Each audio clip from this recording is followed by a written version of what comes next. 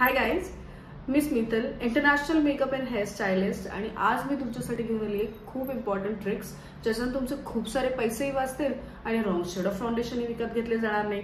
So वाट काय बघताय, पहिले सेव्ह करा रील, शेअर करा तुमच्या फ्रेंड्समध्ये आणि फॉलो करा पेजला. फाउंडेशन विकत घेताना तुम्हाला काही पॉईंट लक्षात ठेवणं खूप इम्पॉर्टंट आहे.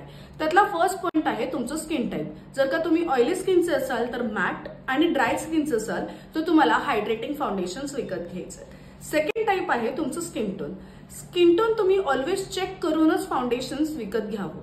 तुम्हाला स्वॉचेस करून बघायचे तुमच्या गालाच्या कॉर्नरवरती तुमच्या स्किन टोनच्या आसपासचे शेड्स हे तुम्हाला इथे स्वॉच करून ते तुम्हाला ब्लेंड करून बघायचे. जर त्यातलं शेड मर्ज होत असेल तुमच्या स्किनवर तर तेच तुमचं परफेक्ट मॅचचं फाउंडेशन असेल. पॉइंट आहे अंडरटोन. अंडरटोन मध्ये तुमचा कूल, वॉर्म, न्यूट्रल यापैकी कुठला अंडरटोन आहे हे चेक करून तुम्ही फाउंडेशन घेणं खूप इम्पॉर्टंट आहे. फोर्थ आहे तुम्ही स्वॉच टेस्टिंग. सो ऑलवेज तुम्ही गालाच्या ह्या जॉ लाईन वरती घेणं खूप इम्पॉर्टंट आहे, हातावरती किंवा मानेवर घेऊ नका. लास्ट पॉइंट आहे लाइटनिंग. तुम्ही ऑलवेज फाउंडेशनचे स्वॉचेस हे नॅचरल लाईट मध्ये घ्या.